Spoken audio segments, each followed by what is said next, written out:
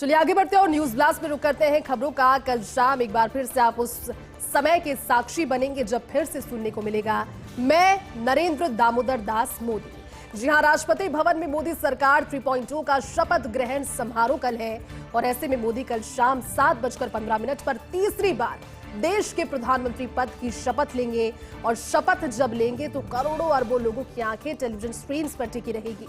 राष्ट्रपति द्रौपदी मुर्मू पद व गोपनीयता की शपथ देश के प्रधानमंत्री नरेंद्र मोदी को दिलाएंगी। देश में एनडीए की लगातार तीसरी बार पूर्ण बहुमत की सरकार बन रही है। नरेंद्र मोदी की हैट्रिक के साक्षी कई देशों के राष्ट्राध्यक्ष बनेंगे। ऐसे में कौन कौन मेहमान हैं ये भी आपको बता देते हैं। दरअसल पाकिस्तान और अफगानिस्तान को अगर छोड़ दिया जाए, ये एक्सेप्शन है, अगर इन्हें छोड़कर सभी सार्क देशों को न्योता देने की बात हो तो फिर बड़ी खुशी के साथ न्योता इन सभी सार्क देशों को भेजा गया है और भारत खासतौर पर ये सीख भी देता है कि खुशियों को किस तरह से बांटने से, साझा करने से वो दोगुनी नजर आती है। बांग्लादेश के प्रधानमंत्री शेख हसीना, जिनकी तस्वीरें आपने देखी, वो पहुंच गई है। भूटान के प्रधानमंत्री शेरिंग तोब्गे, मॉरिशस के प्रधानमंत्री प्रविंद्र जगन्नाथ, सेशल्स के राष्ट्रपति विवेल रामकलावन, नेपाल के प्रधानमंत्री पुष्प कमल दहल प्रचंड, श्रीलंका के राष्ट्रपति रानिल विक्रमसिंघे, मालदीव के राष्ट्रपति मोहम्मद मुइज़्ज़ू समेत कई हस्तियां प्रधानमंत्री नरेंद्र मोदी के शपथ ग्रहण समारोह सरकार के 3.0 की साक्षी बनेंगी। सुरक्षा के मद्देनजर, क्योंकि इतना बड़ा वीवीआईपी मूवमेंट है, दिल्ली में विशेष अलर्ट के साथ चाक चौबंद बंदोबस्त किए गए हैं और वो तस्वीरें बेहद खास होंगी क्योंकि चुनावी सरगर्मियों के बीच आपने हर एक दल को पूरी ताकत झोंकते हुए देखा, लेकिन जब निचोड़ होने के बाद में रिजल्ट परिणाम सामने आया, उसमें एनडीए के एक बार फिर से प्रचंड बहुमत के साथ सरकार और खासतौर पर देश के प्रथम प्रधानमंत्री पंडित जवाहरलाल नेहरू के बाद ये दूसरा ही मौका है जब लगातार तीसरी बार प्रतिनिधित्व करने का मौका मिला है और वो मिला है प्रधानमंत्री नरेंद्र मोदी को। चलिए आगे बढ़ते हैं न्यूज ब्लास्ट में, क्योंकि परिणाम अब सभी के सामने है, लेकिन जिन राज्यों में उम्मीद के हिसाब से परफॉर्मेंस नहीं हुआ, खासतौर पर अगर राजस्थान की बात करें तो सवाल है कि आखिर किस पर गिरेगी चुनावी हार की गाज। राजस्थान, उत्तर प्रदेश, महाराष्ट्र और हरियाणा में किस किस पर गाज गिरने वाली है, क्योंकि कोशिश इन राज्यों में हर तरह से की गई, लेकिन अब जानकार सूत्रों ने इसका खुलासा कर दिया है और ये जानकारी सामने आई कि महाराष्ट्र, उत्तर प्रदेश, राजस्थान, हरियाणा में नेतृत्व परिवर्तन के आसार नहीं है। जिस तरह के कयास लगाए जा रहे थे, सभी जितने भी कयास जो अटकलें हैं वो यहाँ पर विराम लेती हुई नजर आ रही है, क्योंकि ये एक सूत्र के हिसाब से जानकारी, जो चारों ही राज्य जिसमें मन मुताबिक या फिर उम्मीद के हिसाब से परफॉर्मेंस नहीं रही, बावजूद इसके कि बहुत से दौरे हुए और हर एक बड़ा चेहरा इन राज्यों में पहुंचा, लेकिन बावजूद इसमें राजस्थान भी शुमार। ये भी जानकारी है कि इन चारों ही राज्यों में मुख्यमंत्री बदलने के आसार नहीं है और ये आसार कम से कम उन अटकलों, उन विरामों पर तो एक फुल स्टॉप लगा रहे हैं जो कि परिणाम सामने आने के बाद लगातार उठ रहे हैं। लेकिन संगठन स्तर पर ये जरूर बड़े परिवर्तन हो सकते हैं और वो जरूरी भी है, क्योंकि अगर आत्मचिंतन, आत्ममंथन सीटें गंवाने को लेकर किया जा रहा है, वो राज्य जहां से लगातार जीत की हैट्रिक हो रही थी, लेकिन अगर उन राज्यों में जीत की हैट्रिक के अलावा सीटें गंवाने को लेकर भी बात की जाती है तो परिवर्तन होना लाजमी है और आत्मचिंतन के निष्कर्ष के तौर पर इसे देखा जा सकता है।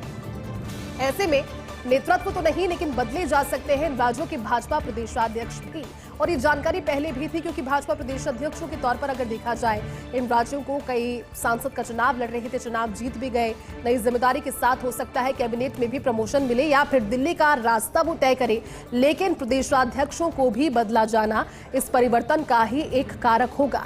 इसी के साथ इन राज्यों के मंत्रिमंडल में भी बड़ा उलटफेर हो सकता है कि जिन मंत्रियों के क्षेत्र में परफॉर्मेंस ज्यादा खराब रही या फिर कंटिन्यूसली जिन परफॉर्मेंस को लेकर के अगर जानकारी सामने आ रही थी या फिर जनता से फीडबैक आ रहा था, या फिर जिन मंत्रियों और विधायकों के खिलाफ दिल्ली पहुंची है स्पेसिफिक कंप्लेंट्स।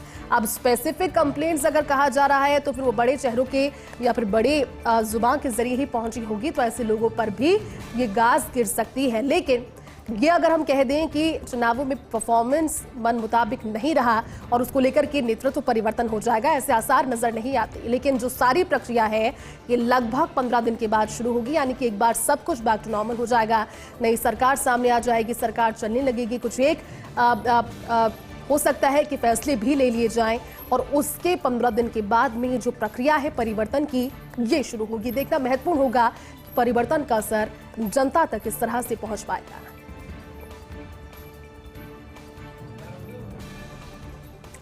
संसद में अभी भी महिलाओं की इतनी कम मौजूदगी। 18वीं लोकसभा में कुल 543 सांसदों में सिर्फ 74 महिलाएं पूरे सदन में, बावजूद इसके कि महिलाओं को सिर्फ 13% ही मौजूदगी। लेकिन लोकसभा चुनावों में 64 करोड़ से भी ज्यादा 31 करोड़ महिलाएं, यानी कि 64 करोड़ में से भी अगर इस आंकड़े को देखा जाए तो 31 करोड़ से ज्यादा महिला मतदाता। लेकिन महिला मतदाता 48% होने के बाद भी ज्यादा महिला उम्मीदवार नहीं रही।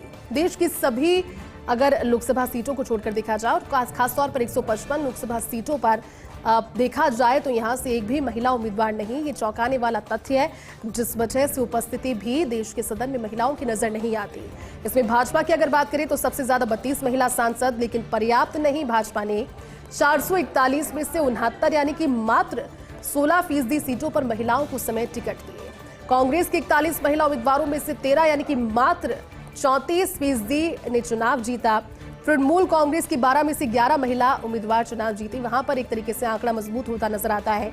लेकिन तृणमूल कांग्रेस के कुल 29 सांसदों में से 38% महिलाएं। संसद में महिलाओं के 33% आरक्षण का सपना इस आंकड़े के जरिए और जो हकीकत है उसके जरिए फिलहाल सपना पूरा होता हुआ नजर नहीं आ रहा है। या फिर यूं कह सकते हैं कि 33% आरक्षण के बाद वो तस्वीर अभी भी आने में समय है जब महिलाओं की ज्यादा संख्या नेतृत्व करती हुई सदन में नजर आएगी।